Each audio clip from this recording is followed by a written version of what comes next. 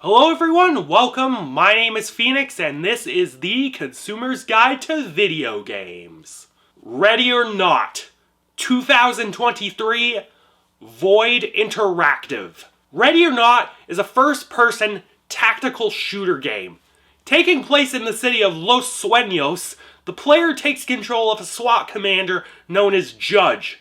Given a new squad of officers, Judge and his team must take to the streets of Los Sueños and take out the ne'er-do-wells and scum that want to do their city and its people harm.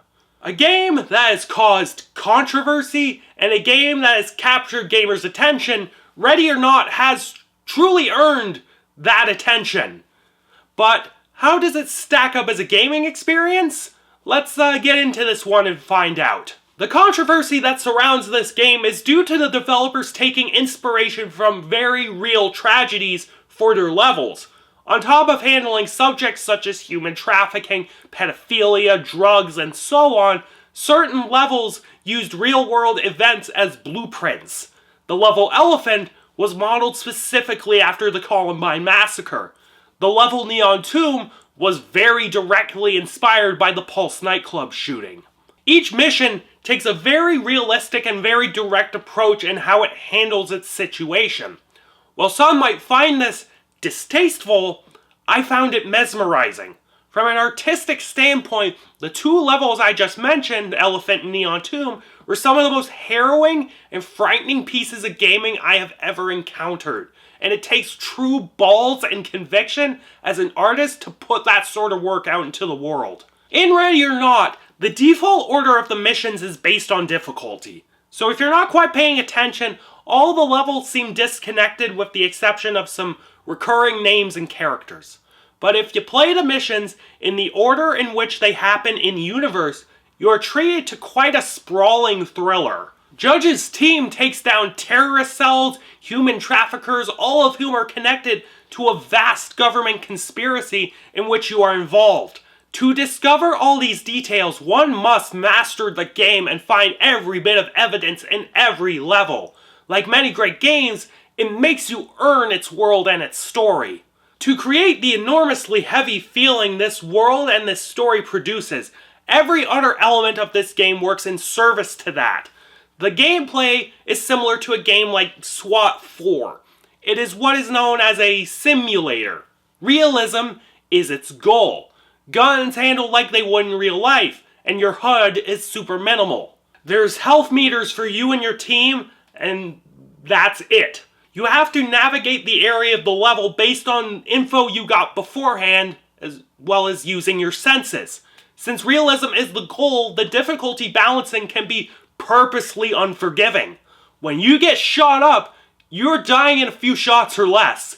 Every pull of the trigger is life or death in this game, and you're rewarded immensely if you can defuse a situation non-violently. The AI for enemies and the level design in this game are top fucking notch. Enemies do not fuck around in this game, and their responses can be unpredictable. Some enemies fake surrender and then unload on you. When you get into a firefight, these enemies will flank, use cover, sometimes straight kamikaze you depending on the level. Like I mentioned, it's unpredictable. Civilians can be non-compliant, and it requires a lot of pressure sometimes to get people to do as they are told. When you redo levels, enemy and civilian placement is based on RNG. Where enemies are on one playthrough is not the same place they were the last time. And this adds a ton to the replay value of the game. Every run of a level is different from the last, so you have to be smart about how you approach the level and change tactics if necessary. As I alluded to, players are rewarded or chastised for how they perform in a level. Getting that vaunted S rank on a level requires you to subdue enemies non-lethally, save civilians, and get every piece of evidence possible. Depending on how you handled the mission, your team might absolutely wig out and require therapy, leaving you to replace your team entirely.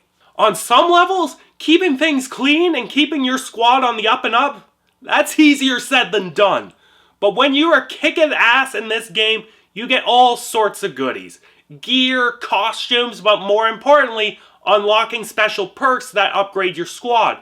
Things like higher health, stronger chance of keeping perps alive, that sort of thing. Lots of thought went into how this game plays, and I dig it. Running on Unreal Engine 5, Ready or Not is generally a beautiful looking game. My only issue is that if you look real close, some of the character models aren't exactly dynamic in their animations and things start to clip around and bug out. But that's bound to happen in a game. No, what I want to talk about are the cool choices that aid in realism and the beautiful environments. When you get shot at, the screen goes fucking blurry, as if, you were shot at and your equilibrium has been put on the fritz. Even for seasoned police officers and military personnel, there's no preparing you for a piece of metal flying at you at those speeds. When you set off flashbangs, your sight is blurred and doubled because, I don't know if you know this, flashbangs will fuck your shit up if you're within eyeshot of the blast. Every level you go into is full of detail and sleekly rendered.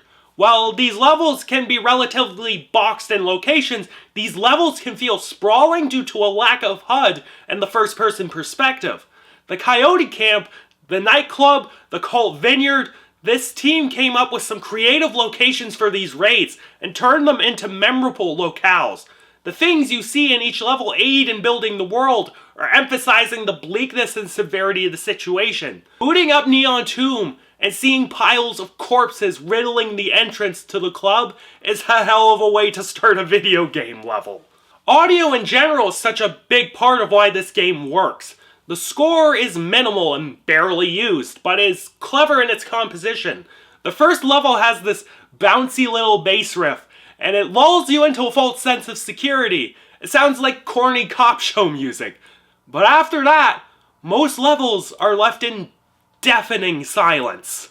Occasionally, you get some form of ambient hum or small melody. The second to last level will occasionally play some Middle Eastern sounding strings and vocals, but only for a short time. Most of the time, it's the sound design and the voice acting that creates this game's oppressive atmosphere. For example, Elephant has no music, so throughout it, you only hear the screams of college students getting chased down and the myriad hums of this building. Neon Tomb has blaring diegetic techno music over top the sounds of ringing cell phones and people groaning and crying in pain.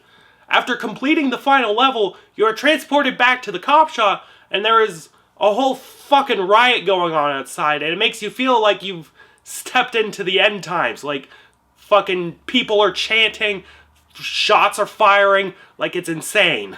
On top of these brilliant audio choices, the voice cast did a phenomenal job of making these situations seem all too real. The screams of pain and fear from both civilian and perp alike were bone-chilling at times. Like, when I shot a perp and they were screaming, I immediately felt like a fucking ghoul for doing so. It imparts weight on your actions like very few shooters do.